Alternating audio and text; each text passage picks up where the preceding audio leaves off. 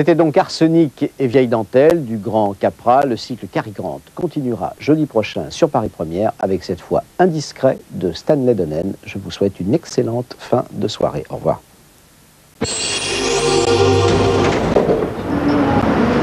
Salut!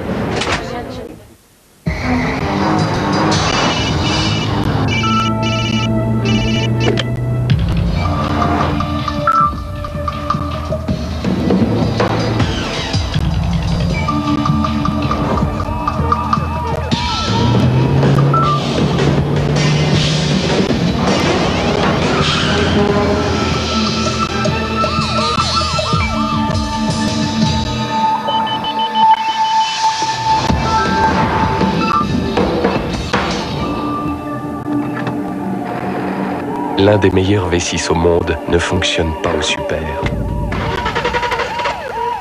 mais au diesel.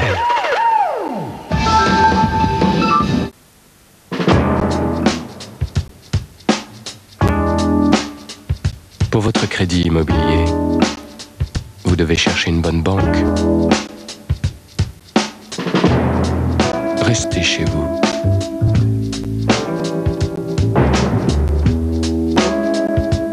Banque Directe, 0801 24 24 24. 24 heures sur 24. À Toulouse, on attend vos échantillons demain avant 10h. Et vous voilà obligés d'y aller. Appelez-nous 0803 801 801. Chronopost, vous étiez stressé, vous l'êtes déjà moins. Il y a plus de beurre. Bah t'as qu'à prendre la confiture. Mais il y a plus rien dans le placard. Non mais t'as qu'à faire les courses toi-même. Réveillez-vous, le petit déjeuner McMorning vous sort de vos tartines. Noël au scanner, Pâques au cimetière. Les réquisitoires volume 4, enfin 8 réquisitoires inédits de Pierre Desproges, avec rire et chanson.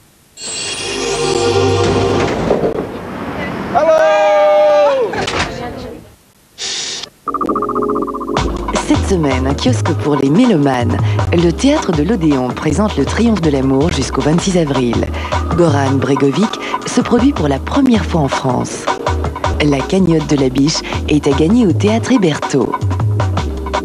Brigitte Fontaine sera sur scène les 17 et 18 avril au Bataclan. Vous pourrez voir quelle est la place du diamant au Théâtre National de Chaillot. Et enfin, le double album de Jean-Louis Murat est disponible à partir du 10 avril. Après le TNP Villeurbanne, l'amour triomphe à l'Odéon, Théâtre de l'Europe. Un marivaudage mis en scène par Roger Planchon.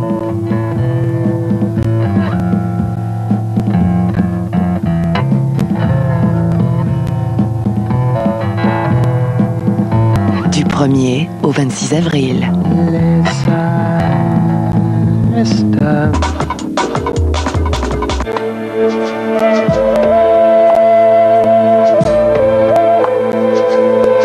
Goran Bregovic et l'orchestre des mariages et des enterrements se produit pour la première fois en France. Le compositeur de musique de film est en tournée au mois d'avril, et notamment sur la scène de l'Olympia à Paris, les 27 et 28 avril.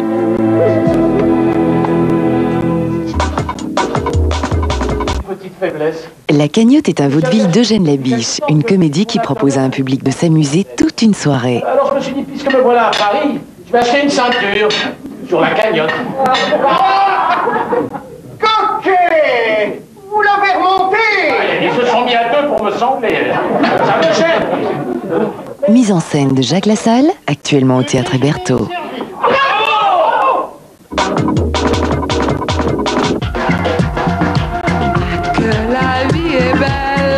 Brigitte Fontaine sera sur la scène du Bataclan les 17 et 18 avril. Comme un battement d'aile, d'oiseau de paradis.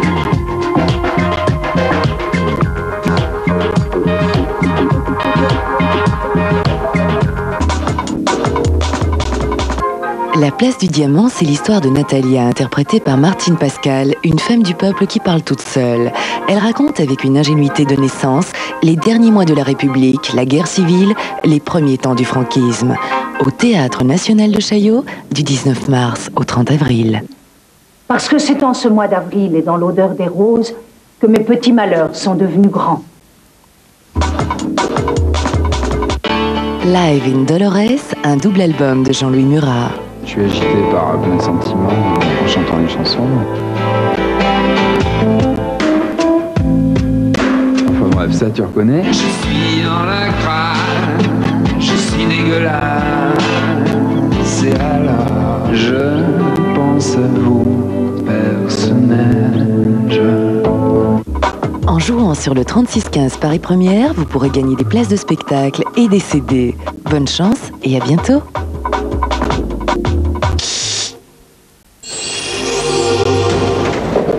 Salut Paris.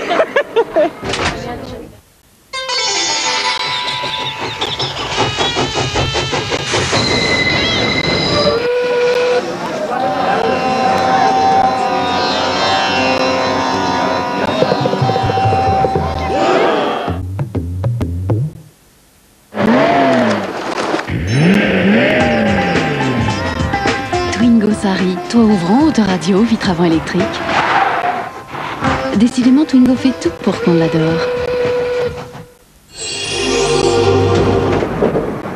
Bonjour.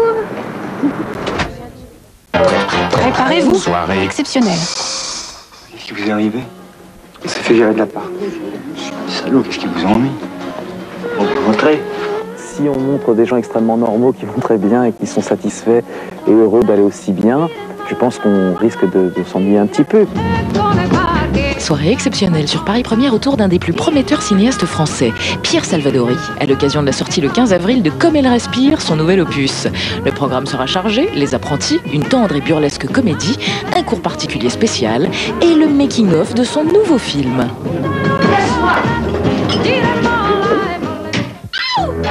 21h, Les Apprentis avec Guillaume Depardieu. 22h40, cours particulier. 23h40, making-of de Comme elle respire. Aide d'honneur pour Pierre Salvadori, dimanche à 21h sur Paris Première. La télé qui a l'esprit plus large que le petit écran.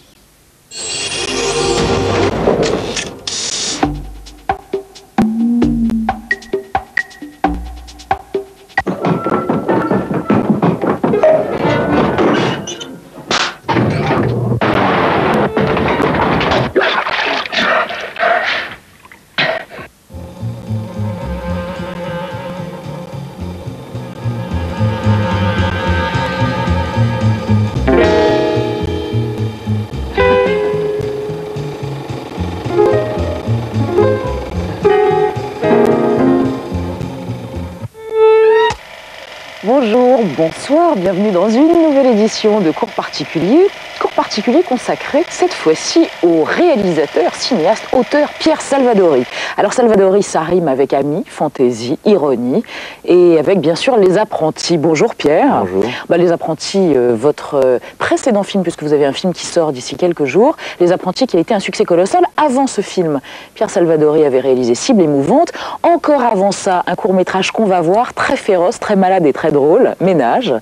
Mais on va peut-être quand même commencer par parler de Comme elle respire. Magnifique affiche, soit dit en passant, de Loustal. Ouais. Votre nouveau film avec à nouveau Guillaume Depardieu et Marie Trintignant.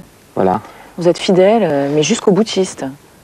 Mais je ne sais pas si c'est l'expression idéale dans ce genre de choses. Parce que fidèle, je trouve que ça peut être un petit peu aussi assez restrictif. Ça voudrait dire que je trouve que c'est lié aussi à un manque d'imagination ou d'aventure, d'esprit d'aventure. Non, c'est plus que j'ai plaisir à tourner avec eux et puis qu'il faut peut-être un peu de temps pour arriver à quelque chose de vraiment bien. Là, on peut aller directement vers des choses rapides et profondes. Et voilà, c'était un travail assez plaisant, idéal. Et puis, c'est des acteurs vivants qui enrichissent beaucoup leurs personnages. Et qui jouent comme ils respirent. Les gens qui iront voir votre film en salle. Qui jouent comme ils respirent, Mais c'est absolument ça. Donc, on regarde tout d'abord un extrait du film, et puis on se retrouve avec Pierre juste après, Pierre Salvadori, pour évoquer ce film. La façon dont il dirige ses acteurs, c'est assez surprenant. Et puis, on verra son court-métrage Ménage. Bon alors, combien on demande? On m'a dit 1 million. Mais pourquoi pas plus? Mais c'est pas possible. Pourquoi? Parce qu'on avait dit 1 million. Et alors? Et alors on change pas en cours de route comme ça. Pourquoi pas? Mais je sais pas, moi c'est comme ça. Attends, Non, ça c'est pas une réponse, ça. Allez, dépêchez-vous, elle se réveille. Bon, bah alors combien on demande alors? Ben, j'en sais rien, moi. Vite, vite, vite. 5. Pourquoi pas 10? Ben oui, il a raison, pourquoi pas 10? 10 c'est mieux. Mais ça ne va pas, non. On demande 2 et puis c'est tout. Elle bouge. Dépêchez-vous, on va voir leur con. 2,5. 2, c'est tout.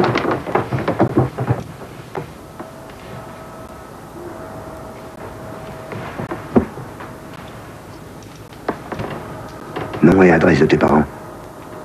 Pardon. On est où, là? Le nom et l'adresse de tes parents. Pourquoi vous voulez ça? T'as été enlevé. On va demander une rançon à ta famille. Une rançon? Oui. 2 millions. Et demi.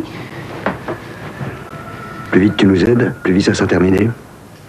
J'ai pas d'argent, mes parents non plus, ils sont même pas le 10e de cette somme. Les parents, ils sont pauvres.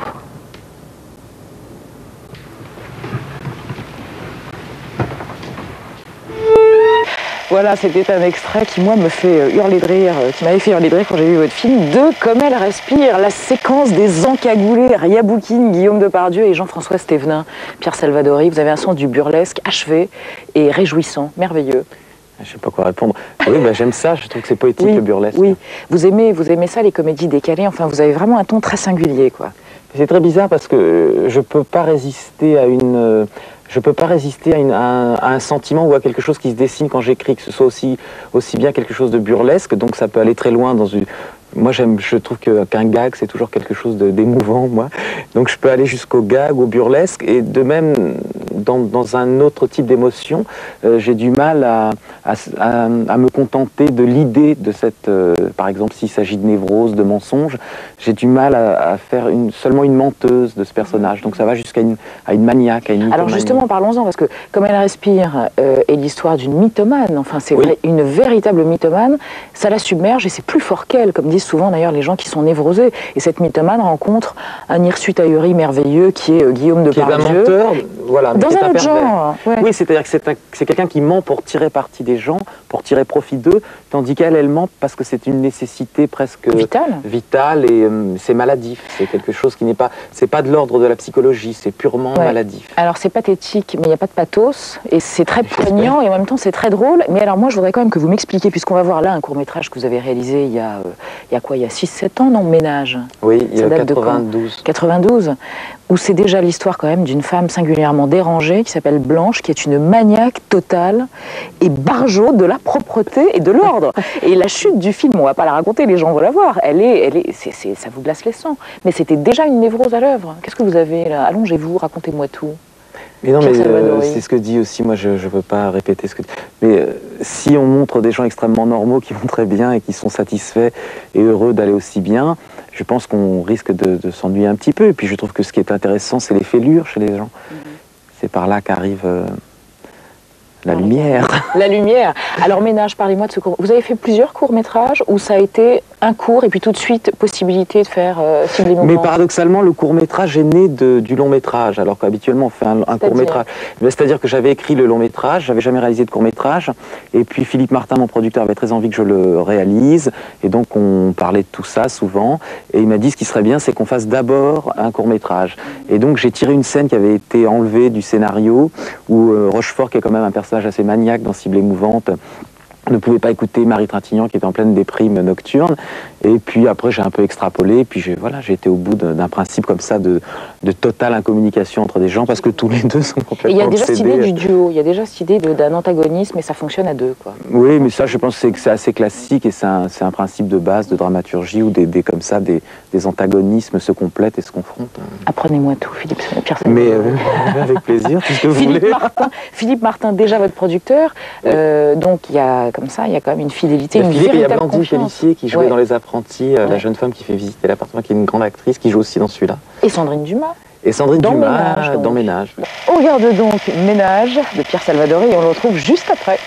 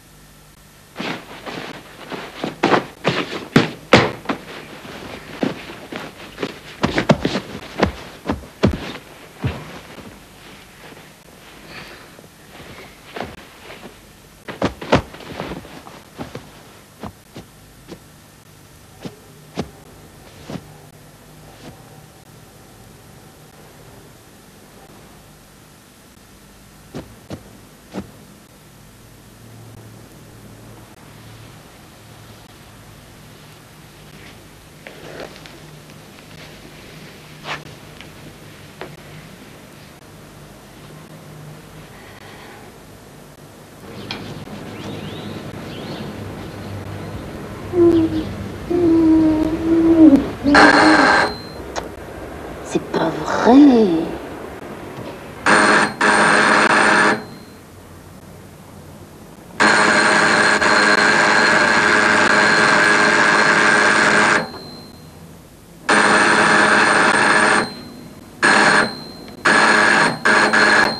Oui? Hein? Colette.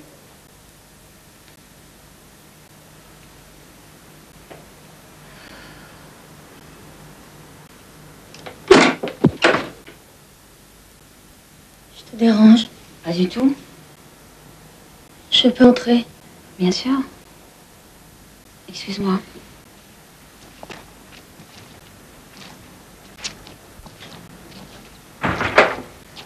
Il peut? Non, non. Bah, t'es trempée. Je me suis battue avec mon robinet. Ah, oui. Je prends ton impair. C'est gentil.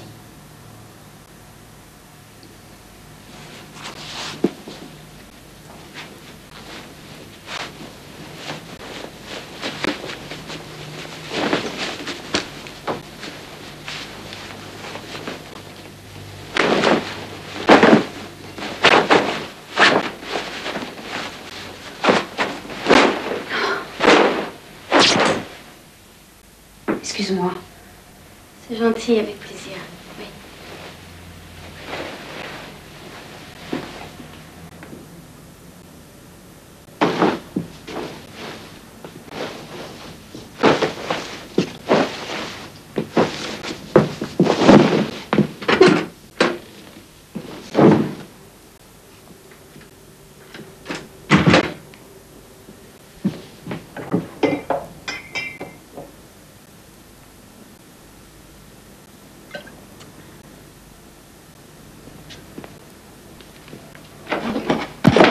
Assieds-toi là. Tu seras mieux.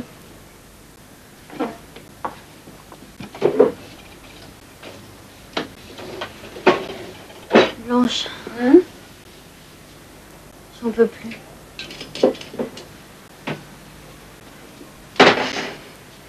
Où tu vas? Au salon.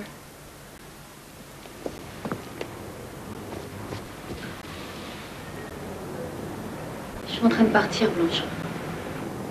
Où tu vas? Je crois que je deviens folle.